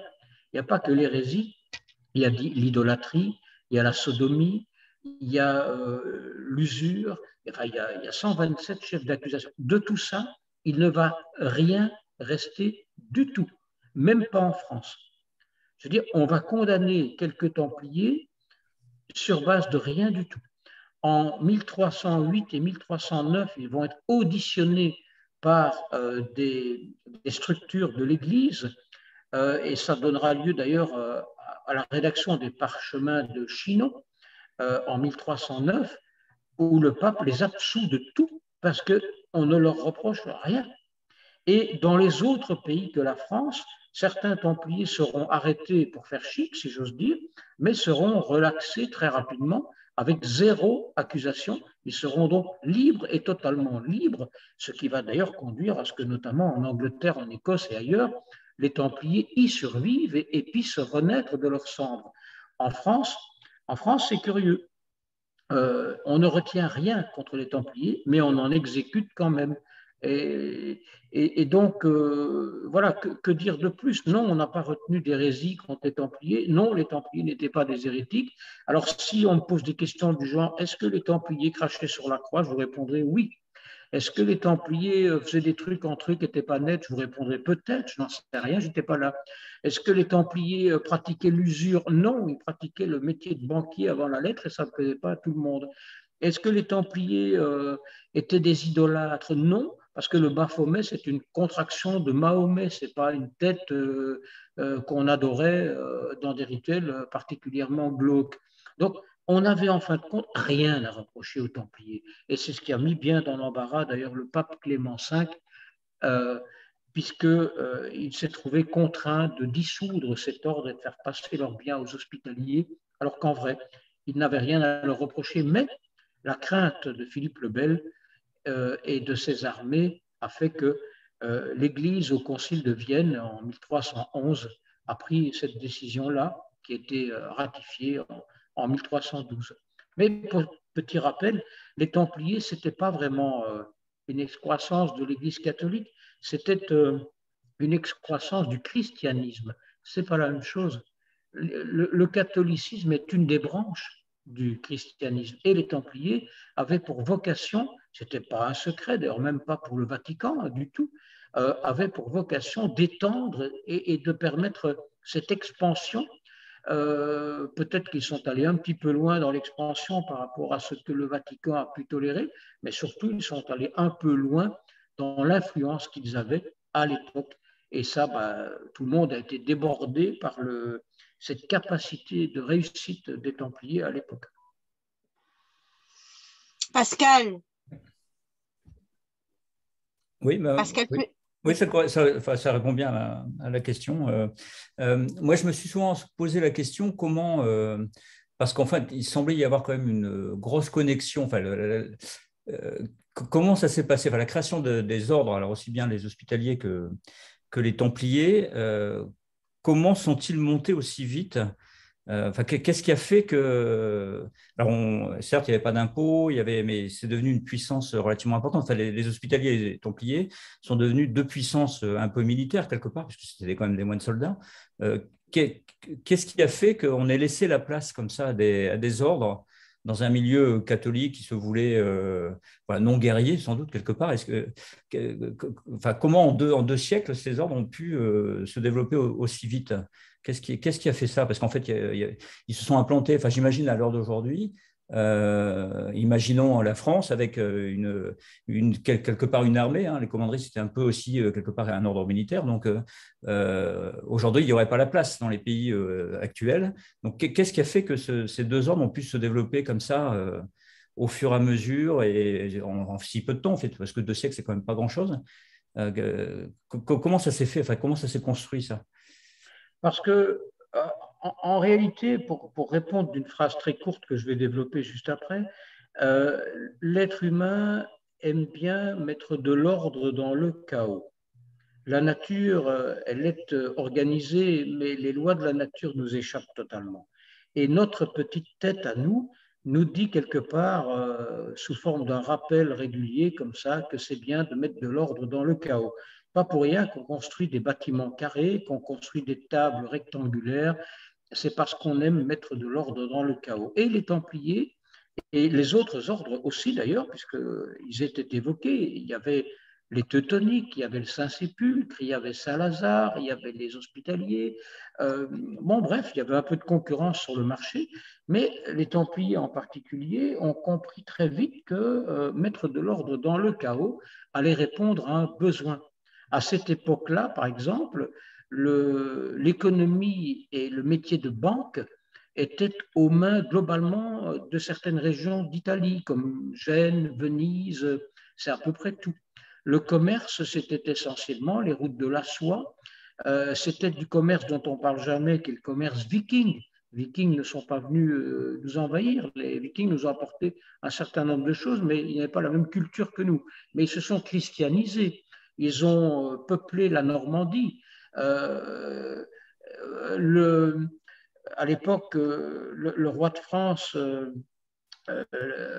en 917, si mes souvenirs sont bons, quand se concluent les accords de Saint-Clair-sur-Epte, le roi de France propose aux Vikings la Flandre. Ils refusent, ils veulent la Normandie. Donc, le monde de l'époque, bancairement, économiquement, est désorganisé. Politiquement, il est désorganisé aussi. La France, c'est quoi? C'est un kaléidoscope de régions qui se tirent la couverture à eux, que ce soit les Flandres, que ce soit la Bourgogne, que ce soit l'Aquitaine, que ce soit le petit royaume de France, qui n'est pas du tout la France de l'Hexagone qu'on connaît. Regardez la France de l'an 1000 ou de l'an 1100 sur une carte sur Internet, vous allez comprendre que c'était un ensemble de groupes où personne ne s'entendait avec personne. Donc, deuxième point, c'est celui-là, c'est la politique. Et puis le troisième point, c'est la religion. La religion, elle est censée relier. D'ailleurs, le mot religion vient du latin religere, qui veut dire relier. Or, je ne vois aucune religion sur cette planète qui relie les gens, elle divise. Et les Templiers ont compris avant les autres que la religion pouvait relier. Ils ont compris avant les autres que l'économie pouvait être unifiée. Ils ont compris avant les autres que le système bancaire pouvait rendre service à tout le monde. Ils ont compris avant les autres que la sécurité des voyages ferait les délices de tous les voyageurs. Ils ont compris avant tout le monde aussi que former dans leurs murs à la fois des intellectuels et des paracommandos allait leur permettre de se constituer une armée qui serait sans concurrence. Quand vous voyez à l'époque débouler j'allais dire une cohorte, mais ce n'est pas le mot, de Templiers à cheval, on s'écartait. Hein. Je veux dire, c'était proprement effrayant. Les Templiers, avec leurs gonfanons en tête, avec leurs glaives, avec leurs épées, etc., avec leurs armures, vous imaginez bien, c'était un rouleau compresseur inégalé. À côté de ça, aujourd'hui, Wagner, c'est du pipi de chat, si je peux me permettre. Ouais, donc c'est ce qui a expliqué un petit peu leur développement. Est-ce que la période des deux ordres principaux, parce qu'il y avait les hospitaliers et puis les Templiers, est-ce que sur ces 200 années, est-ce que on peut considérer qu'il y a une certaine forme de stabilité au niveau. Est-ce qu'ils ont apporté une stabilité alors économique, mais est-ce qu'il y a eu moins de guerres? Est-ce que leur disparition va provoquer un chaos derrière ou... Alors, je vous dirais c'est oui et oui. C'est oui sur la première question, parce qu'après les Templiers, regardez ce qui s'est passé, la guerre de 100 ans. Regardez ce qui s'est passé, une économie qui s'écroule, une chevalerie qui ne ressemble plus à rien. Donc oui, il y a eu un chaos qui est revenu là où il y avait de l'ordre après les Templiers. Après, il y a l'autre aspect qui est que la disparition des Templiers a permis aux États de reprendre leur place, avec des hauts et des bas et une histoire qui est un peu chaotique un peu partout, mais qu'importe.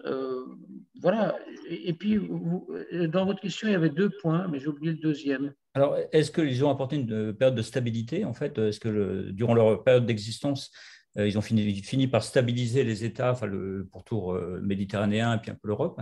Et puis après, est-ce qu'effectivement, là, vous avez répondu à la deuxième question, est-ce que ça a été le chaos finalement quand l'ordre a disparu, en fait? Oui, ce qui répond à la première question finalement. Oui. Oui. Alors, il me semble que pendant la période templière, ils ont apporté une certaine stabilité, mais tout est relatif.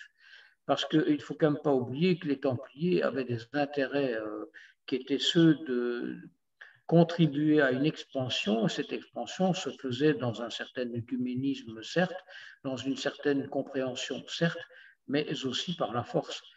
Maintenant, il ne faut pas oublier que sur l'ensemble des Templiers, je parlais tout à l'heure à un moment de 30 000 personnes qui constituaient au sens large l'ordre du Temple, il faut se rendre compte que parmi ces gens-là, une petite minorité étaient des combattants. Et les chevaliers templiers sur leur armure qui combattaient, c'était une minorité. Ça représentait peut-être 2 ou 3 000 personnes sur l'ensemble, c'est-à-dire 10%. 10%, ce n'est pas beaucoup. Lorsque Saint-Jean d'Acre, en 1291, va tomber sous l'assaut d'à peu près 150 000 hommes de troupes et à cheval sous les ordres du sultan, eh bien, il y a 15 ou 16 000 hommes et femmes, on ne le dit jamais, qui combattent au nom de l'Occident à Saint-Jean d'Acre, mais sur ces 15 000 personnes, il y a un peu moins de 700 chevaliers en comptant tout le monde, les teutoniques, les hospitaliers et les templiers. Donc le nombre de combattants était très minoritaire par rapport aux autres activités des templiers. Par exemple, en France, les templiers avaient surtout des activités de gestion, d'élevage, d'agriculture. Ce n'est pas très relevant, évidemment, on pense aux templiers au sens où l'histoire nous a légué leur image, mais voir un templier au champ ou un templier cultiver la vigne, ce n'est pas pareil. Or, vous avez des tas d'endroits en France, notamment pas loin de chez moi, à Metz. Metz est une ville qui a été découpée en trois, une partie teutonique, une partie hospitalière, une partie templière. Eh bien, la partie templière, il y avait des vignes partout. Aujourd'hui, c'est des bâtiments partout. Et voilà, les templiers ont été parmi les premiers à redécouvrir le plaisir du bon vin. Enfin, voilà, ça m'entraîne sur des chemins que je ne souhaitais pas nécessairement emprunter. Jim, est-ce que tu as une question pour Philippe? Est-ce que tu veux intervenir? Oui, moi j'ai une question par rapport aux pèlerins dont vous parliez tout à l'heure. Et quand vous disiez qu'ils n'avaient pas d'argent. Et du coup, comment ils faisaient pour pallier aux frais de leur voyage entre leur destination de départ et la destination d'arrivée? Il y a un bout de la question que je n'ai pas entendu parce que le son s'est coupé. Oui, il y a une coupure, oui. Bon. Donc, comment les pèlerins faisaient pour financer leur voyage s'ils partaient sans argent? Alors, c'est assez simple. Imaginons que vous deviez aller quelque part loin, admettons à Jérusalem, tiens, prenons cet exemple-là, pourquoi pas. Vous devez aller à Jérusalem, c'est vous qui allez financer votre voyage, personne ne va vous l'offrir. Donc, ça se passe comment? Admettons qu'aller à Jérusalem va vous coûter, je vais inventer n'importe quoi, hein, admettons que ça va vous coûter 1 500 €, voilà. Ben, vous les déposez dans la commanderie qui se trouve près de chez vous et ils vous font un petit billet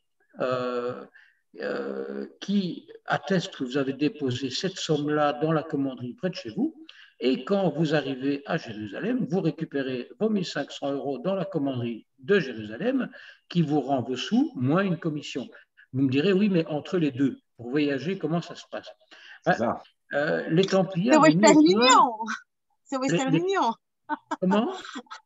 C'est Western Union, je dis. Hein. Ils ont créé le concept. Voilà. Donc, les Templiers ont créé à l'époque ce qu'on appelait des hospitos. Dans les hospitos, on offre quoi? L'hospitalité. Hein, ça a donné ce mot-là en français.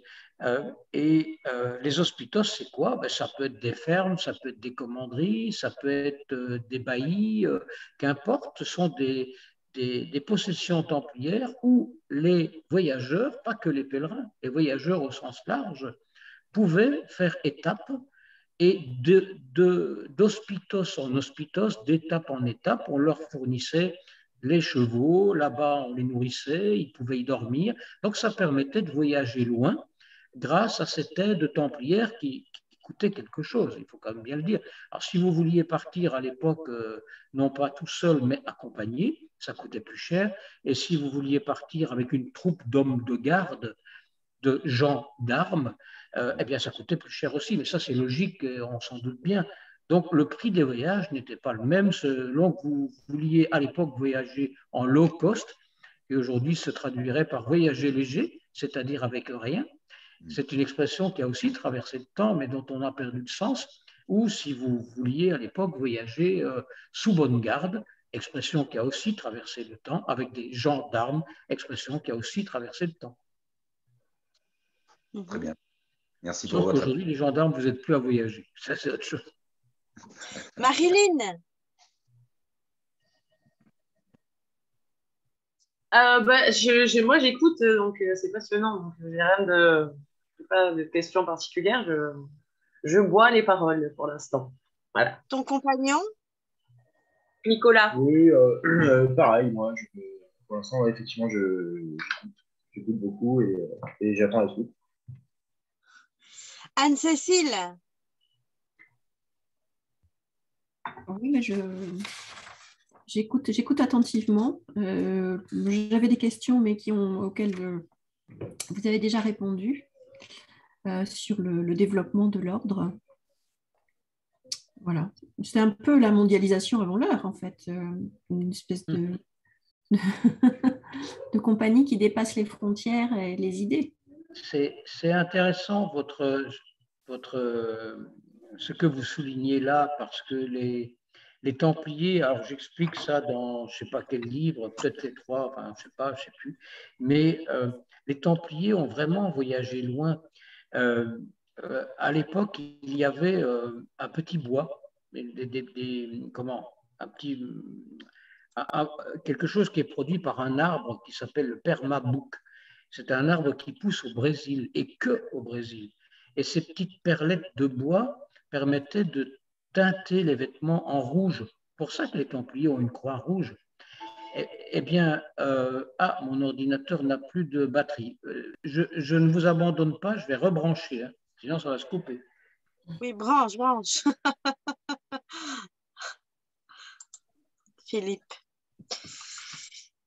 Oui, mais c'est l'occasion peut-être de voir les ouvrages de Philippe et de découvrir peut-être un livre sur le sujet. Philippe, où on peut trouver tes livres? Alors, je vous les remontre. Hein. Celui où je raconte tout ce que je vous raconte là maintenant, c'est celui-là. Vous voyez, il est très reconnaissable. Vous tapez mon nom, mon prénom sur Internet, sur Amazon, sur Fnac, sur n'importe quoi, ou vous allez chez votre libraire, vous donnez mon nom, mon prénom, vous dites qu'il a écrit des bouquins sur les Templiers, qu'est-ce que vous avez? Il va vous dire j'ai rien, mais vous les commandez et 8 jours après, vous aurez celui que vous voulez. Donc, on les trouve partout. Voilà. Donc ça, il raconte l'histoire des 200 ans de l'ordre du Temple et la petite histoire que je vais vous raconter maintenant, c'est-à-dire ce petit bois rouge du Brésil qui permettait de teindre les vêtements. Et donc, si les Templiers ont pu ramener tout ça, c'est qu'ils y sont allés et qu'ils faisaient du commerce avec ce qui n'a pas été découvert par Christophe Colomb, mais découvert par les Vikings. C'est encore une autre histoire que je raconte avec les détails qu'il faut et les références qu'il faut. Voilà. Et puis, l'autre livre que je vous invite à acheter sans tarder, c'est celui-là, parce qu'à partir du 31 décembre, il sera en rupture de stock. Et il ne sera republié que dans un peu plus d'1 an. Donc, voilà, il est reconnaissable à sa couverture. Donc, je ne vous pousse pas au commerce, mais après le 31 décembre, vous ne le trouverez plus. Voilà. Et voilà, c'était pour répondre à la question où trouve-t-on les livres? Sur commande chez n'importe quel libraire ou sur les sites de vente en ligne avec le délai de livraison habituel, quoi. Voilà. Okay. Résultat, je me suis interrompu dans mon explication tout à l'heure et je ne sais même pas que je répondais. Ah, la mondialisation. C'est ça, la mondialisation. Ben oui, effectivement, à l'époque, les Templiers ont créé un système qui dépassait totalement l'entendement et c'était peut-être la mondialisation avant l'heure, mais avec une différence. C'est que dans la mondialisation d'aujourd'hui, on perd son libre arbitre, on perd sa liberté de choix et on est victime de choses, de choses qui nous dépassent parce qu'elles nous mangent, elles nous phagocytent. Alors que les Templiers ont contribué au développement de la société dans l'intérêt de tout le monde. Et ça, ce n'est pas tout à fait la même chose que la mondialisation aux mains de multinationales qui ne pensent qu'à leurs intérêts. Si je peux faire court en caricaturant un peu. Voilà, une vraie Templière au milieu de sa croix patrie.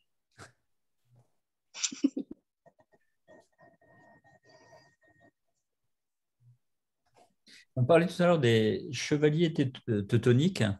Euh, En fait, ils étaient plutôt, enfin, dans le secteur, enfin, c'était plutôt la Germanie à l'époque. J'imagine que c'était plutôt que. Est-ce qu'il y avait des interactions entre les différents ordres ou est-ce qu'ils étaient un peu en concurrence? Comment ça fonctionnait ça, à ce niveau-là? Alors, je vais vous répondre d'une manière toute simple. Les deux, mon capitaine. À la fois, les teutoniques étaient complémentaires des Templiers et à la fois, ils étaient concurrents.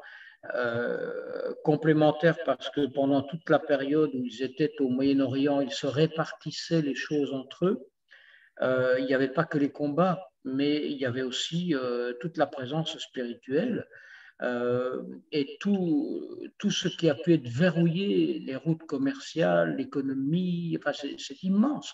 Donc, on se répartissait les choses entre soi. Et puis, on était un peu concurrents aussi. La preuve, c'est que les hospitaliers, à un moment qui était aussi très complémentaire, ont récupéré les biens des Templiers, mais n'ont pas assuré le suivi spirituel, si je veux dire. Ils sont allés dans une autre direction.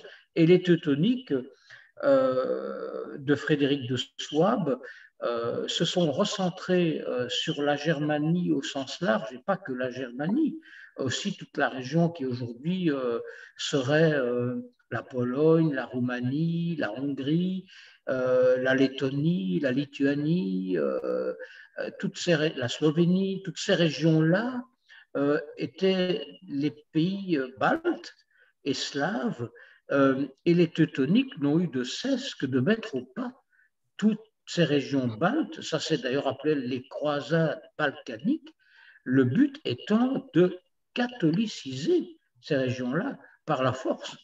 C'est ce que les Teutoniques ont pensé faire. Alors, ils y ont plus ou moins réussi et plus ou moins pas réussi, puisque les Teutoniques, à un moment, sont un ordre qui a éclaté. Éclaté quand? Éclaté avec la naissance du protestantisme.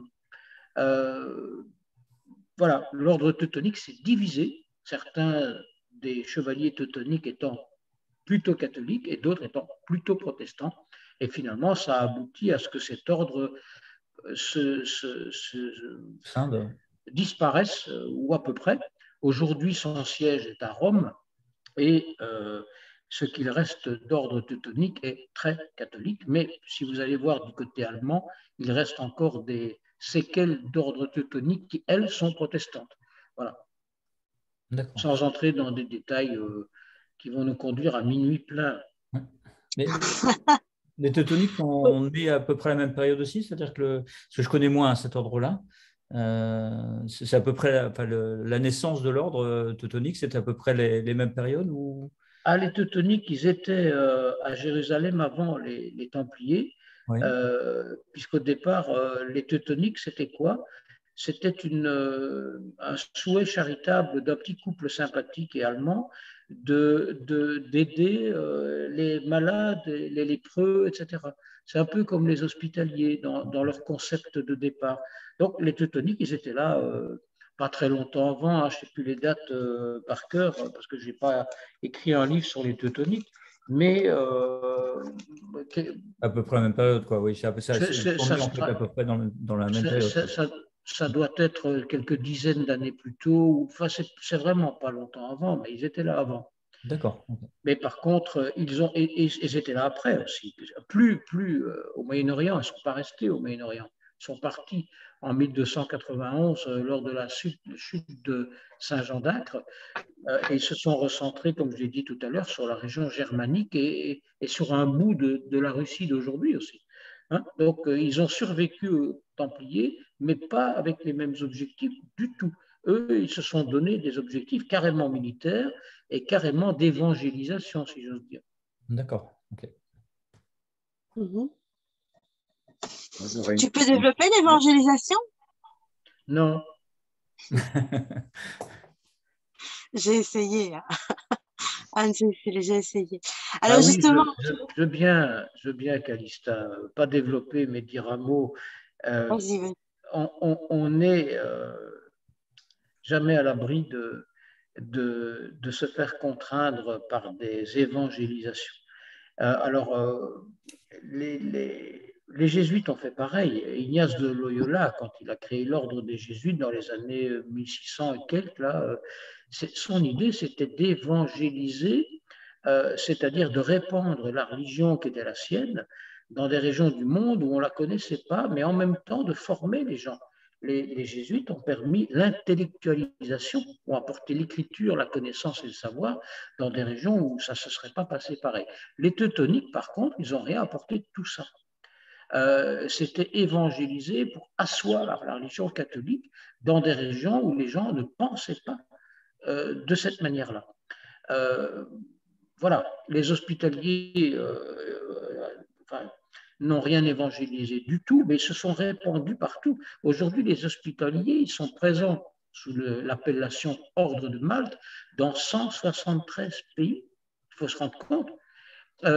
Ils sont reconnus dans la plupart des pays, dont en France, comme des organismes d'intérêt public. C'est quand même que les hospitaliers, quoi. Faut pas rigoler. Et vous avez depuis les années 30 naissance en Espagne, un machin particulier sur lequel j'ai écrit aussi, Calista, vous l'avez souligné tout à l'heure, c'est l'Opus Dei, hein, qui lui aussi a pour vocation d'évangéliser d'une manière très, très, très peu libertaire et qui est aussi présent dans un certain nombre de pays, pour ne pas dire à peu près partout. Donc voilà, ça n'a jamais cessé, cette affaire-là, de vouloir convaincre. Et c'est pour ça que je me permettais de vous dire d'entrée de jeu tout à l'heure, je n'écris jamais avec l'idée de convaincre. J'écris avec l'idée de faire réfléchir. Et j'invite ceux qui me font cet honneur immense de lire ce que j'écris, de réfléchir, de se poser des questions et à ne pas me croire. Parce que justement, c'est tout l'inverse de ce que font les religions qui vous disent « croyez-moi ». J'en connais un à son balcon en 1982 qui a dit « n'ayez pas peur ». 2 pontificats plus tard, 80% des cardinaux sont de la même mouvance. Et jamais le pape François n'aurait été élu sans le conclave, ça vous le savez. Mais ce conclave, il est à 80% composé de cardinaux qui ont la même pensée, qui font partie de la même organisation, mais on dit jamais. Voilà, j'ai rien dit, hein. Vous ne m'avez pas entendu, vous ne m'avez pas vu. Alors, oui, mais oui, oui, oui. Prochaine table de conversation, Philippe, on fait les Illuminati. Ça peut être super intéressant. Ça nous amènera à parler de la Révolution française. Tiens, c'est pas mal non plus, ça. Alors, est-ce que vous avez d'autres questions? Il reste un petit quart d'heure. Oui, j'aurais une question concernant un petit peu avant les Templiers. Tout à l'heure, vous avez parlé des Vikings. Et vous avez nommé un peu la Normandie. Et il y a beaucoup de cathédrales qui ont été faites dans cette région. D'ailleurs, beaucoup de personnes disent que le Saint Graal se trouve en Normandie. Hein. Les légendes... Pardon, excuse-moi, je t'ai interrompu. Vas-y. Et donc, sur beaucoup d'édifices religieux ça donne l'impression que ce n'était pas des édifices catholiques au début. Alors, ça n'est pas qu'une impression. Et il suffit d'aller les visiter pour se rendre compte que le symbolisme qui est dedans, dans cette région en particulier, n'est pas du tout le même symbolisme que dans les autres régions. Donc, poser la question, c'est y répondre. Mmh. Mmh. J'ai publié d'ailleurs ce matin une cathédrale également, avec à l'intérieur la cathédrale Saint-Jean de Malte, en comparaison avec le tarot. Et là, on retrouve évidemment le tombeau des chevaliers, on retrouve pas mal de symboliques qui ressemblent un petit peu aux cathédrales de Normandie. N'est-ce pas, Philippe? N'est-ce pas? Alors, d'autres questions? Anne-Cécile? Non? Marilyn? Non, évidemment, en 2 heures pour parler des Templiers, n'importe quel sujet. Au cours des tables de conversation est trop court. En 2 heures, ça passe vite. On pourrait en parler pendant des heures et des heures. Je vous invite quand même à visiter la chaîne YouTube où vous retrouvez toutes les tables de conversation que j'ai proposées en tout cas jusque maintenant sur des sujets complètement différents, ésotériques, spirituels, et tarologique évidemment. Voilà, donc j'organise 2 fois par mois des tables de conversation de manière gratuite. Celle-ci a été un peu spéciale parce que normalement on devait être beaucoup plus, mais j'ai eu un petit problème technique et j'ai reporté l'événement d'une semaine, donc ça a un peu tout changé. Mais bon, les personnes verront le replay. Je vous invite à regarder les tables, à me laisser vos petits avis et à suivre les autres tables de conversation. Philippe, un petit mot pour conclure, les Templiers, ton activité, raconte-nous. Oui, alors avant de répondre à cette question-là, il y a des gens qui me lisent et qui m'écoutent et qui m'ont demandé, tiens, si je ne peux pas me connecter, comment je peux avoir accès à cette table de conversation après coup, en faisant quoi? Je publie le replay sur ma chaîne YouTube, donc toutes mes tables de conversation sont sur la chaîne YouTube Calista Bellini, sur YouTube. Ça mérite d'être et sur clair, mon site internet également, je publie les vidéos, donc calistabellini.com. Là, vous verrez donc, mes articles. notre causerie de ce soir s'y trouvera, c'est ça la question. Exact. Dès demain, elle s'y trouvera, oui. Oui, mais bon, ça c'est pour répondre à ceux qui m'ont demandé, et comme je n'avais pas la réponse, il fallait Sur bien YouTube, que je la pose. sur YouTube. Alors la question c'était quoi, la vraie question? Mais la vraie question, c'est non, c'est pas, même pas une question, c'est un petit mot de conclusion concernant les Templiers, puis ensuite, raconte-nous un peu de ton activité future, de l'activité à venir, et on conclura alors parce qu'il reste 10 petites minutes, donc voilà, raconte. Il y avait un petit bois rouge aussi du Brésil qui m'intéresse. Oui, le bois rouge du Brésil. Ah, le petit bois rouge, le père Mabouc, le bois brésilien. Oui. Ah oui, j'ai raconté tout à l'heure, c'est un bois qui a été ramené en Europe par les Templiers, qui permettait de teindre les vêtements. Et on trouve curieusement d'ailleurs de l'autre côté de l'Atlantique, aujourd'hui dans l'embouchure du Saint-Laurent, donc ça c'est côté canadien, on trouve du côté de Baltimore, là c'est côté États-Unis, on trouve du côté de l'Amérique centrale, on trouve du côté du Brésil, on trouve du côté, dans un certain nombre d'endroits, on trouve des lieux qui font référence aux Templiers. Et c'est assez intéressant. Alors, je ne vais pas entrer dans ce détail-là maintenant parce que ça ne va pas durer 10 minutes, mais dans le dernier livre, enfin, dans le blanc que je vous ai montré tout à l'heure et dans celui où on voit des chevaliers avec des étendards, j'en parle et je développe, j'explique et j'y mets les références. Donc, c'est intéressant parce qu'on se rend compte que ils étaient allés de ce côté-là, les Templiers, et qu'il y a aujourd'hui des endroits où on a gardé la mémoire de ça. Et c'est tellement bien intéressant que ça m'amène, ce ne sera pas la conclusion, mais c'est pour juste meubler sur ce sujet-là. Lorsque Christophe Colomb va non pas découvrir les États-Unis, mais arriver dans ce qui aujourd'hui serait plutôt les îles qui bordent les États-Unis, on le sait très bien, eh bien, rappelons-nous qu'il y va avec 2 caravelles et une caraque, c'est 3 bateaux, qui s'appellent la Pinta, la Minia et la Santa Maria. Et ces 3 bateaux-là portent des voiles curieuses, puisqu'elles arborent une sorte de croix pattée rouge. Et donc, la question qui s'est posée à l'époque, tiens, qui a financé les expéditions de Christophe Colomb? Il n'y a pas eu que la première, il y en a quelques-unes. Et la réponse, elle n'est pas compliquée. Je crois que j'en parle aussi dans un des bouquins. Christophe Colomb, il était plus ou moins portugais et plus ou moins lié à la couronne d'Espagne aussi. Et dans les 2 cas, il avait, grâce à l'ordre du Christ qui a été créé en 1318 et qui, lui, pour le coup, a succédé dans cette région-là à l'ordre des Templiers, eh bien, il a eu accès, lui aussi, à des archives intéressantes qui lui ont permis de voyager, puisque ces archives, elles étaient templières et au Vatican. Alors, un petit mot de conclusion, Calista, il nous reste 1 minute et demie. Tout simplement pour dire ceci, c'est que on n'a jamais fait mieux que l'ordre du Temple.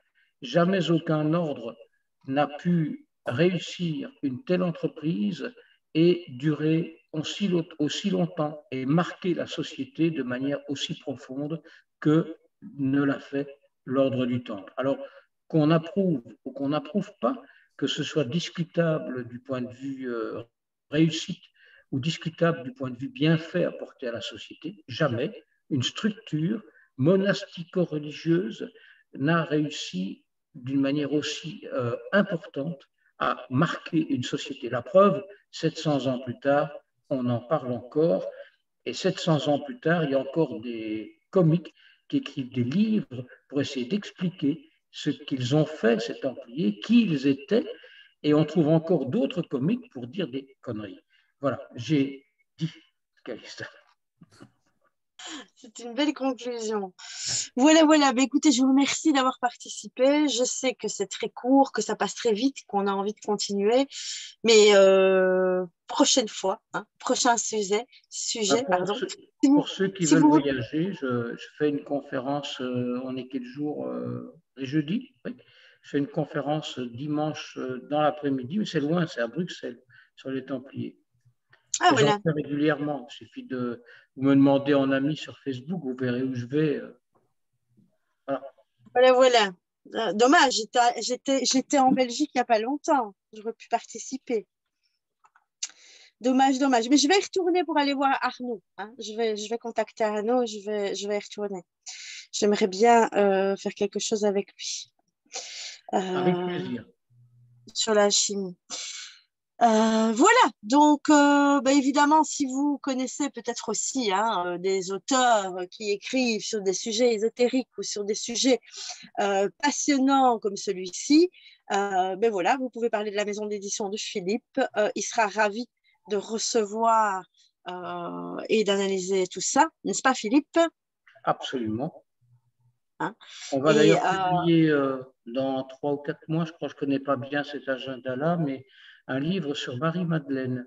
Donc je ne manquerai pas de le faire savoir pour ceux que le sujet intéresserait, parce qu'on y parle notamment des tarots. Ah oui, mais je suis en train moi-même d'écrire un livre sur le tarot et évidemment, je parle de Marie-Madeleine.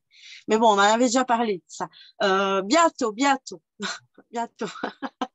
Je suis à l'ouvrage. Voilà, donc écoutez, je vous invite à découvrir les ouvrages justement de Philippe. Il y en a plein. Hein. Combien de livres est-ce que tu as écrit en tout? Oh, 17. 17 plus celui qui est déjà écrit sur les lieux templiers, ça fait 18. Quoi. Voilà. Donc, je vous invite à découvrir tout ça, à lui poser vos questions peut-être en direct ou par mail ou via, je ne sais pas, comment est-ce qu'on peut te contacter, Philippe? Soit via Facebook, voilà. Après, mes coordonnées sont souvent disponibles sur Internet, puisqu'on me contacte pour des conférences, donc ce n'est pas compliqué de me trouver. Facebook, c'est peut-être le meilleur moyen pour suivre justement tes activités et pouvoir voir un petit peu ce que tu proposes. Voilà, écoutez, j'espère que ça vous a plu. Je vous souhaite une belle fin de soirée et je vous remercie encore d'avoir participé. J'espère vous revoir très vite à la prochaine table. Un grand merci à tous les deux. Oui. Merci Bonne soirée à tous. Merci beaucoup. Bonne soirée. Merci. Bonne soirée. Philippe, tu peux rester un moment? Oui. Je vais juste enregistrer l'enregistrement.